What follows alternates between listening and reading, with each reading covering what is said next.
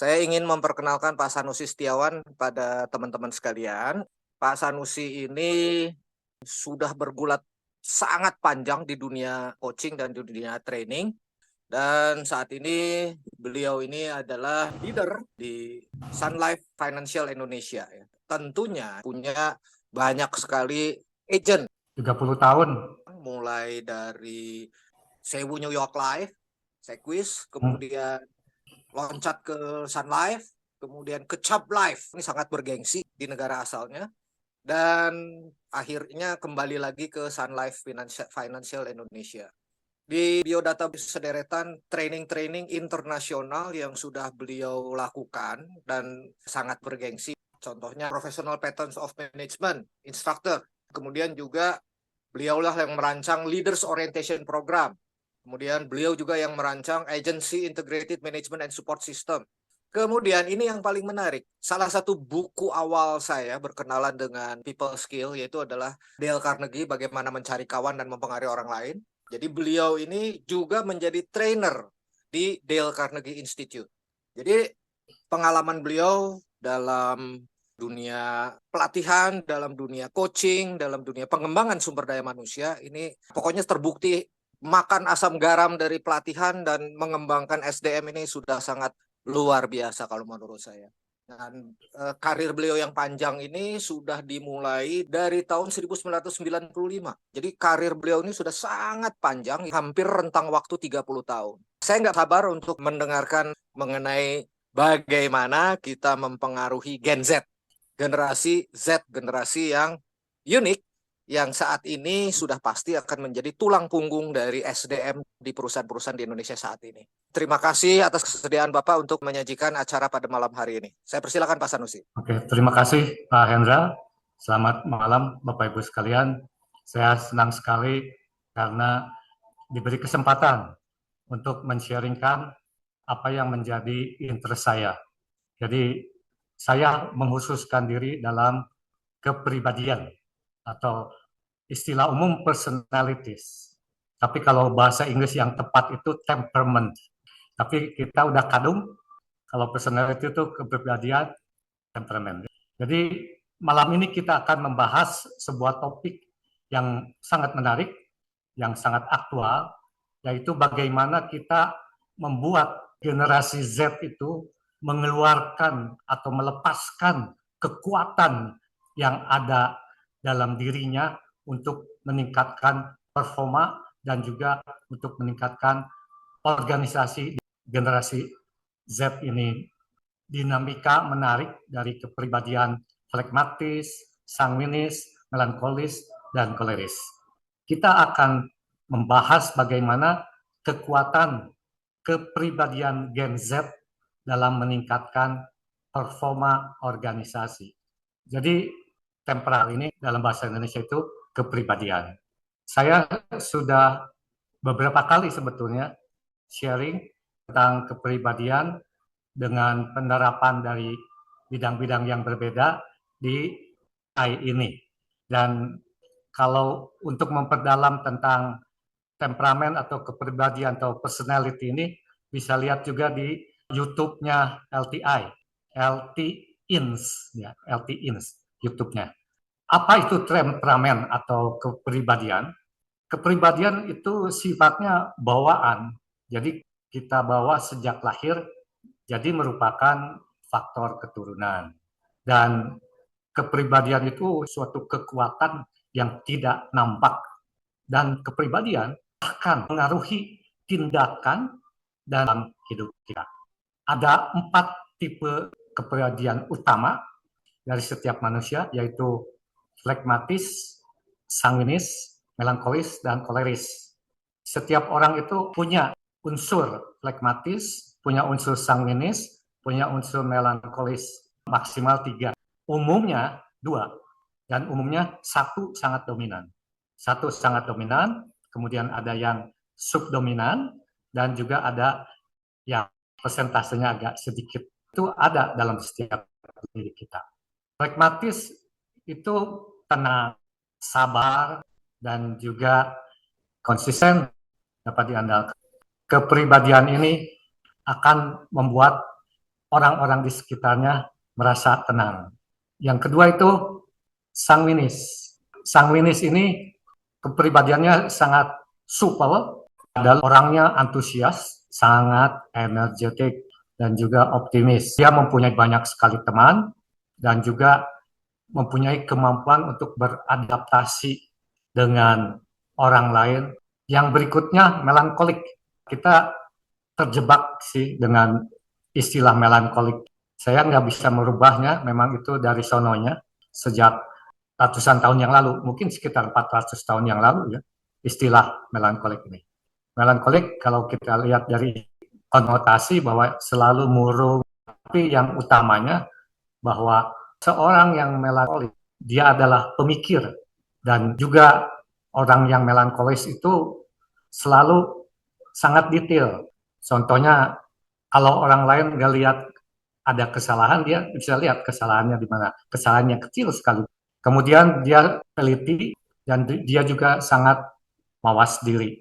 Dan dia adalah pemikir juga, yang analitis. Dia juga mempunyai keterampilan dalam merencanakan secara strategis. Dan yang keempat itu koleris. Ya. Koleris ini dia sangat pede dibandingkan dengan yang lain, dan juga dia cepat sekali membuat keputusan. Umumnya orang-orang atau pemimpin-pemimpin di suatu organisasi koleris. Jadi kalau Anda bertanya, kalau orang pragmatis dengan orang koleris bagus mana? Tidak ada satu orang pun yang lebih bagus daripada yang lain. Saling melengkapi. Karena dalam diri kita, dalam kepribadian itu ada kelebihannya dan ada juga kekurangannya. Ya, ini sedikit ulasan singkat tentang 4 tipe kepribadian. Kalau flekmatis itu kekuatannya apa? Kalau dalam satu tim itu dia yang berperan main untuk bekerja, dan juga kekuatannya bahwa seorang flekmatis itu orangnya kerjanya itu sangat stabil, dan juga dia mempunyai suatu kekuatan untuk mendamaikan. Kalau ada yang konflik di suatu organisasi, maka biasanya yang mendamaikan itu orang flekmatis, sehingga yang sedang beda pendapat itu jadi damai. Sebagai customer service, karena customer service memerlukan kesabaran dan tidak boleh mendebat customer, HRD ya. Kemudian juga pekerjaan administrasi dan lain-lain, pekerjaan ataupun peranan-peranan yang sejenisnya. Sekarang sanguinis. Sanguinis itu adalah seorang komunikator yang handal dan membuat orang tertarik untuk berteman. Juga kreatif dan juga sangat mudah untuk beradaptasi dalam situasi apapun. Kalau misalnya dalam satu kumpulan orang, kalau kita perhatikan, kalau ada orang yang bisa ngobrol ke sana ke sini, ngobrol ke sana ke sini, ini pasti sanguinis. Untuk seorang sanguinis, kerjaan yang cocok itu sebagai sales atau marketing, juga humas, public relation, dan juga sebagai perencana event-event. Karena sangat kreatif. Kalau dia yang merencanakan event-event itu, pasti jadi rame. Karena itu dia juga cocok untuk jadi creative director. Banyak sekali ide-idenya dan semuanya itu fun, menyenangkan. Melankolis atau kita sebut analitis, sampai ke detail-detailnya pun dia bisa tahu. Kita bisa mengandalkan orang melankolis. Dari pekerjaan, ilmuwan-ilmuwan yang sering mengadakan riset itu pasti orangnya melankolis. Kemudian yang koleris, sangat pede. Jadi mempunyai leadership skill kepemimpinan yang tinggi, memang bawaannya punya keterampilan untuk memimpin. Kemudian juga berorientasi pada tujuan, pada hasil.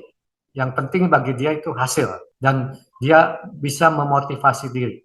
Tidak usah dimotivasi oleh orang lain, tapi dia orangnya sangat bermotivasi tinggi. Dan pekerjaan yang cocok atau peran yang cocok dalam organisasi itu sebagai project director, sales director, peranan-peranan eksekutif aja.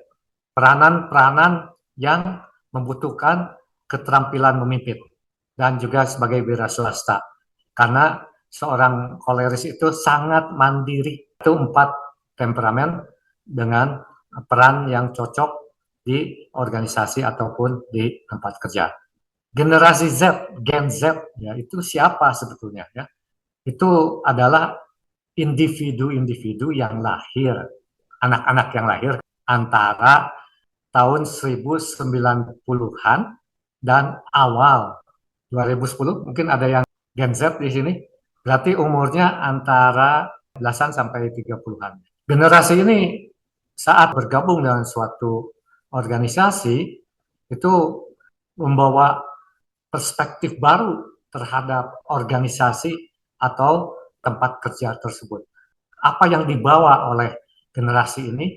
Yang dibawa oleh generasi ini adalah sistem digital. Karena generasi ini adalah generasi era digital. Ya, demografiknya gimana? Gen Z adalah generasi yang paling beragam ya, dengan berbagai latar belakang, budaya, etnis, dan sosial. Mereka adalah generasi digital pertama yang bertumbuh dengan menggunakan internet. Ponsel sekarang tidak akan terpisahkan dari media sosial. Karakteristik nilai-nilai hidup dari Gen Z itu apa? Salah satunya mereka itu sangat mahir dalam teknologi, tech savvy, dan mereka merasa sangat nyaman menggunakan alat dengan platform digital, baik untuk berkomunikasi, berkolaborasi, maupun memecahkan masalah. Karakter yang kedua itu mereka sangat menghargai keragaman. Maksudnya mereka itu mau hidupnya itu berwarna-warni. Jadi mereka tidak mau hal-hal yang rutin dan hal-hal yang sangat monoton. Jadi mereka itu sangat menginginkan suatu lingkungan atau suatu situasi yang dinamis. Karena itu mereka mencari komunitas-komunitas yang seumur mereka. Dan juga mereka sangat ingin untuk dihargai atau diterima dalam suatu komunitas.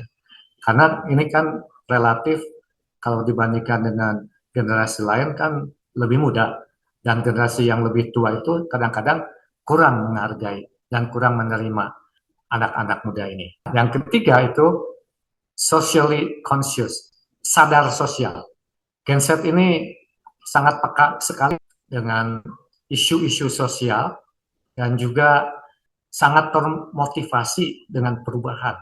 Senang sekali kalau ada perubahan.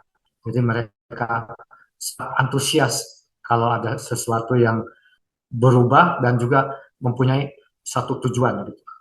Mereka berharap juga bisa menyelaraskan diri secara sosial. Karena itu mereka ingin dihargai dan mereka itu sangat fleksibel. Karena itu mereka menyukai perubahan.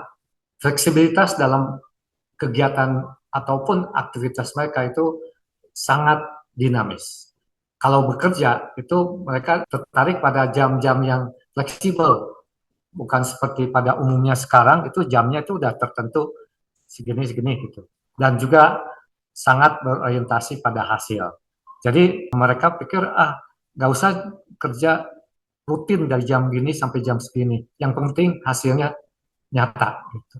Kemudian mereka selalu mau capai apa yang telah mereka rencanakan untuk mereka raih. Mereka pasti dengan masalah-masalah ataupun termotivasi dengan bentuk-bentuk kegiatan yang menawarkan tujuan. Dan juga mereka ingin dihargai, karena itu mereka selalu ingin berkontribusi supaya dihargai. Yang terakhir itu pembelajar. Mereka tidak henti-hentinya belajar. Karena kan mereka suka perubahan.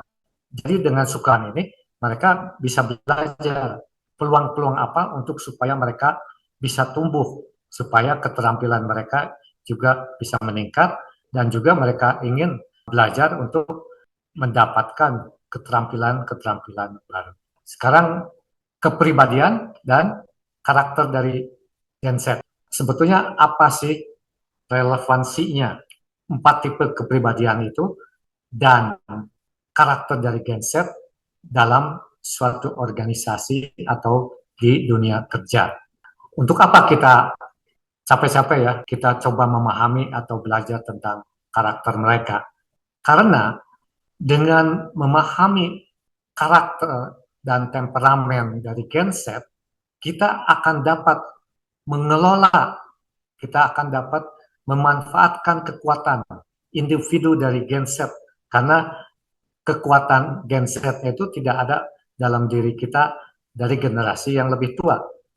Sehingga dengan kita memahami karakter dari Gen Z ini, kita akan mendapatkan satu tim yang lebih baik untuk organisasi kita, dan kita bisa memelihara keragaman atau perbedaan dari karakter Gen Z ini dibandingkan dengan karakter kita, sehingga kinerja yang lebih baik dan kesuksesan yang lebih besar dapat diraih oleh suatu organisasi.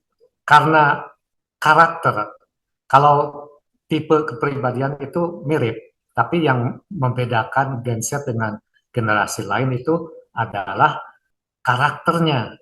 Dan seperti yang kita ketahui, kalau dalam suatu organisasi ada orang-orang dengan karakter yang berbeda, selalu akan timbul masalah. Masalah-masalah apa yang akan timbul?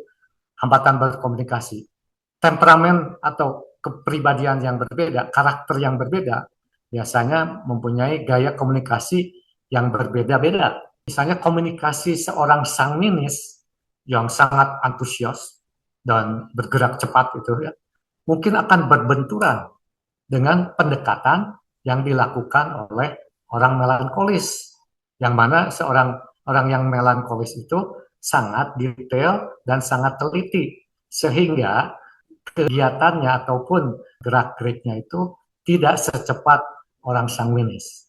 Maka terjadilah hambatan komunikasi. Yang kedua, resolusi konflik, konflik resolusi. Konflik ini pasti terjadi karena perbedaan karakter. Orang dengan karakter yang berbeda itu tentu saja mempunyai gaya kerja dan prioritas yang berbeda. Misalnya, seorang yang koleris mungkin akan kerja melakukan sesuatu secara agresif karena dia ingin mencapai tujuan secepat-cepatnya. Sedangkan orang yang flekmatis mungkin lebih melakukan pendekatan dalam berkomunikasi ataupun dalam melakukan sesuatu itu dengan sabar, dengan tenang. Karena itu, dua-duanya tidak memahami karakter dari yang berbeda dari teman kerjanya, partner, maka akan terjadi konflik. Itu sudah pasti terjadi. Yang berikutnya, misunderstanding. Temperamen, kepribadian, ataupun karakter yang berbeda dapat menyebabkan kesalahpahaman. Misalnya, seorang yang koleris itu sangat tegas, dan oleh orang yang flekmatis dianggap orang yang koleris itu maksa. Flekmatis itu mengerti bahwa koleris itu memang bergerak cepat, dia akan memahaminya karakter daripada kepribadian si koleris. Kemudian yang terpengaruh oleh karakter yang berbeda atau kepribadian yang berbeda adalah dinamika tim. Dengan kita mempelajari, kita memahami, dan harus kita aplikasikan, jika kita mempunyai suatu yang kuat, di mana dalam individunya itu menghargai dan menghormati satu sama lain, di mana mereka mencari persamaan dalam perbedaan. Kalau kita lihat apa yang harus kita lakukan setelah kita tahu karakter daripada tim kita, nah ini ada beberapa kiat yang bisa saya sharingkan. Yang pertama, yaitu effective communication. Kita harus memfasilitasi komunikasi yang efektif, yaitu kita harus menciptakan dalam tim kita tuh komunikasi yang terbuka dan jelas sehingga tidak akan terjadi kesalahpahaman. Jadi kita bisa sering-sering memberikan feedback dan juga kita melakukan brainstorming supaya kita tahu, supaya kita jelas juga apa yang diinginkan atau harapan apa yang dimiliki oleh tim kita. Yang kedua itu pengertian pemahaman dan empati. Kita harus memberikan suatu bekal berupa seminar ataupun berupa pelatihan-pelatihan kepada anggota tim kita dalam organisasi kita untuk memahami dan menghargai temperamen yang berbeda. Ya, salah satunya seperti kita menyarankan supaya tim kita mengikuti webinar malam hari ini yang bicara tentang kepribadian dan karakter yang berbeda-beda. Itu salah satunya ya. Dan kemudian juga kita harus mengembangkan strategi untuk menyelesaikan konflik. Jadi kita harus mempunyai suatu protokol bagaimana caranya untuk mengelola konflik. Salah satunya kita bisa meminta orang yang flekmatis untuk menjadi mediator. Orang yang pragmatis itu bagus sekali untuk mediator bagi individu-individu dalam tim kita yang sedang konflik. Jadi dengan begitu, semuanya itu bisa diselesaikan dengan damai. Berikutnya itu kita harus menyuarakan, kita harus menyampaikan apa yang kita harapkan dari tim kita itu dengan jelas. Misalnya kalau kita membuat suatu visi misi, nah itu harus dilakukan bersama-sama dengan tim, bukan kita sendiri yang melakukan menyusunnya, tapi bersama-sama dengan tim supaya tim juga tahu jelas apa yang diharapkan oleh organisasi yang di mana dia berada, dan juga tim kita bisa memahami, mengetahui dengan jelas apa peran dan tanggung jawab mereka. Jadi setiap tim itu mengetahui peran mereka dan dengan begitu mereka akan berkontribusi secara baik ya dan efektif karena sesuai dengan apa yang diharapkan oleh organisasi. Dan ini yang terakhir itu fleksibilitas dan adaptasi, kemampuan untuk beradaptasi. Jadi kita harus mengembangkan suatu lingkungan kerja yang fleksibel. Memang ini untuk generasi-generasi yang jauh di atasnya itu sangat susah. Wah, fleksibel nanti jadi ngaco, nanti kerjanya jadi nggak benar katanya. Tapi kita jangan lupa bahwa Gen Z itu mempunyai karakter yang berbeda dari kita. Kalau generasi kita diberikan waktu yang fleksibel itu kan ngaco ya. Waktunya itu akan dipakai untuk keperluan lain, keperluan pribadi, bukan keperluan organisasi. Tapi kita harus berani mencoba untuk berkomunikasi ataupun cara kita memperlakukan Gen Z itu untuk menciptakan suatu lingkungan kerja yang fleksibel. Karena Gen Z itu seperti yang dibahas tadi, sangat tidak menyukai rutinitas. Jadi fleksibel, kalau fleksibel kan nggak rutin ya. Jadi kita menyediakan berbagai situasi lah, atau jenis dukungan berdasarkan kebutuhan dari Gen Z ini. Saya sudah sampai pada akhir sharing saya.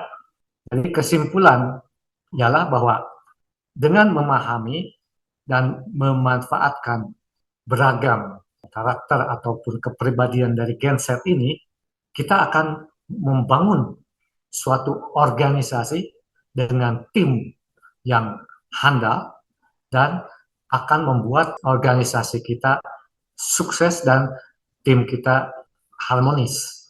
Dan juga dengan menyelaraskan kekuatan dari masing-masing individu dalam tim kita, itu akan mendorong atau menciptakan suatu interkomunikasi ataupun interaksi yang sangat efektif, di mana dalam hal ini suatu lingkungan yang mempunyai aura kebersamaan akan terjadi, dan dengan demikian akhirnya organisasi dapat meningkatkan produktivitas, inovasi, dan juga dinamika tim secara keseluruhan. Terima kasih. Mudah-mudahan apa yang saya sharingkan itu bermanfaat untuk teman-teman LTI. Terima kasih. Terima kasih untuk paparan yang padat berisi selama kurang lebih sekitar 35 menit Pak Sanusi. Kita tunggu barangkali teman-teman ada yang mau komen atau ada yang mau sharing sedikit mengenai bagaimana berinteraksi dengan Gen Z. Ya, untuk teman-teman yang mau sharing barangkali bisa buka mic-nya. Selamat malam Pak Sanusi. Selamat malam, Selamat malam. Pak Wandi. Ya, saya mau bertanya gini Pak.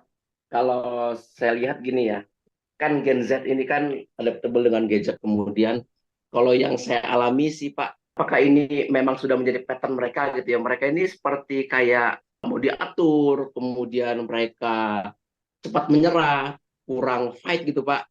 Apakah karakter itu memang melekat di Gen Z atau itu hanya personality-nya aja gitu Pak? Jadi maksudnya gen baby boomers mungkin juga akan memiliki individu-individu yang mungkin gampang menyerah, nggak juga serta-merta di Gen Z itu yang memang kalau saya lihat itu kan Gen Z itu seperti kurang fight gitu Pak. Apakah itu karakter atau memang udah ciri khasnya Gen Z gitu Pak? Terima kasih Pak Wandi. Aduh, ini pertanyaannya sangat bagus Pak Wandi. Ini akan melengkapi sharing saya. Tentang nempel terus ke gadget ya Pak ya. Kan Gen Z itu lahirnya di era-era teknologi internet, komputer dan sebagainya. Jadi itu memang sudah jadi bawaan mereka. Kemudian mengenai yang tidak bisa diatur, itu tidak ada kaitannya dengan karakter Gen Z, tidak ada. Tidak bisa diatur atau kurang semangat untuk mencapai sesuatu, kurang fight, itu berhubungan dengan kepribadian. Kalau saya lihat, kalau yang kurang fight, itu biasanya adalah kepribadian tertentu. Kalau bisa saya sebutkan, disclaimer juga ya, bahwa satu kepribadian itu tidak ada yang lebih bagus daripada kepribadian yang lain. Ya. Yang kurang fight itu biasanya orang yang pragmatis. Tapi tidak berarti, saya selalu berulang-ulang, saya tidak akan capek, tidak berarti orang pragmatis itu lebih jelek daripada orang yang koleris ataupun sanguinis ataupun melankolis. Karena masing-masing ada kekurangannya. Mungkin jelas jawaban saya? Jelas Pak. Boleh pertanyaan kedua Pak Sanusi? Ya, silakan. Kan tadi kata Bapak, kalau marketing itu lebih tepatnya ke ya karakter sanguin itu Pak ya. Ya. Misalnya kita merekrut orang gitu Pak ya. Ya. Kita tahu dari mana bahwa dia itu punya karakter menjual yang sanguin karena memang yang saya alami juga memang lebih menyenangkan gitu untuk ketemu dan ngobrol dengan orang sanguin karena mereka itu bikin suasana rame gitu Pak. Ya. Dan itu karakter itu kan yang enak untuk yang bisa touching heart orang kalau kita diajak bicara gitu sehingga orang tertarik untuk beli produk kita atau tertarik untuk dengerin apa yang menjadi presentasi kita itu Pak. Apakah itu bisa dibentuk Pak karakter sanguin itu atau itu sudah harga mati melekat nggak bisa berubah gitu Pak? Di awal saya sudah sharingkan bahwa kepribadian itu bawaan dan genetik, ya, bawaan dan genetik. Seorang tadi Pak Wandi tanya bagaimana kita bisa tahu bahwa orang itu sanguin ya. Kepribadian orang itu bisa kita lihat dari cara berpakaian, cara bicara, juga mobilnya juga bisa, juga cara duduk dan banyak cara yang kalau Bapak pernah dengar sharing saya sebelumnya, kayaknya belum pernah ketemu ya Pak. Ya belum. Ya, itu saya sharingkan bagaimana cara kita bisa tahu seketika. Karena kalau untuk tahu, kalau kita dalam perekrutan itu gampang karena ada formnya ya. Sanguin itu orangnya ceria.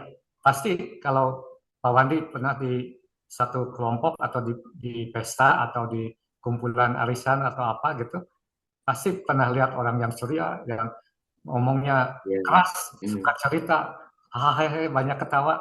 Nah, itu adalah karakter sanguinis. Apakah kita bisa belajar karakter lain yang tidak kita miliki? Bisa, Pak. Tergantung daripada ketekunan masing-masing. Dan karakter itu bisa tiba-tiba berubah dengan siapa kita berbicara dan juga situasi di mana kita harus berbicara. Gitu. Jadi situasi dan dengan siapa kita berbicara itu akan membuat kita terpaksa. Misalnya kalau seorang pragmatis kemudian bekerja di marketing, di sales, situasinya sales kan, berarti situasi sales harus mempunyai karakter sanguinis. Jadi beradaptasi menjadi sanguinis, jadi ramah, jadi cerita apa gitu, ceria gitu. Waktu kita menjual pun kita harus tahu calon pembeli kita itu atau calon nasabah kita itu apa kepribadiannya. Nah, kita selaraskan. Baik, Pak. Terima kasih penjelasannya, Pak Sanusi. Ya, mudah-mudahan membantu ya. Terima kasih. Wah, rame nih gak ada Pak Wandi ya. Terima kasih loh Pak Wandi. Sama-sama, Pak. Wah, ini saya harus kasih bintang 5 ini sama Pak Sanusi. Presentasinya sudah sangat jelas, sudah sangat memukau sehingga sangat jelas. Tapi mungkin bagi teman-teman yang masih agak sedikit ragu untuk buka mic, untuk bertanya, barangkali apakah Pak Sanusi nggak keberatan untuk menjawab secara personal? Boleh, ya silakan. Japri juga boleh. Terima kasih. Barangkali Pak Sanusi ingin mengubahkan satu closing statement? Ya, closing statement saya dalam hal kepribadian itu selalu begini. Perlakukanlah orang lain seperti sebagaimana orang itu ingin diperlakukan. Itu saja. Baik. Kuncinya itu. Terima kasih untuk waktunya Pak Sanusi. Sharing malam ini sungguh sangat bermanfaat dan berharga. Saya ingin minta Pak Sanusi untuk kembali mengisi acara di LTI ini di waktu-waktu luang di masa yang akan datang, Pak Sanusi. Insight dari Pak Sanusi ini sungguh sangat berharga untuk kita semua. Segala pokoknya berhubungan dengan kepribadian sih. Saya senang. Baik, Bapak dan Ibu sekalian, kita sudah sampai di penghujung acara. Saya ingin mengucapkan terima kasih yang luar biasa kepada Pak Sanusi Setiawan. Beliau bersedia untuk meluangkan waktu 1 jam bersama LTI. Dan kita tunggu edisi 1 jam bersama LTI di minggu berikutnya. Baik, Bapak dan Ibu sekalian, saya mohon pamit. Terima kasih untuk kehadiran Bapak dan Ibu sekalian pada Zoom meeting kami. Selamat malam. Semoga kita semua dikaruniai kesehatan.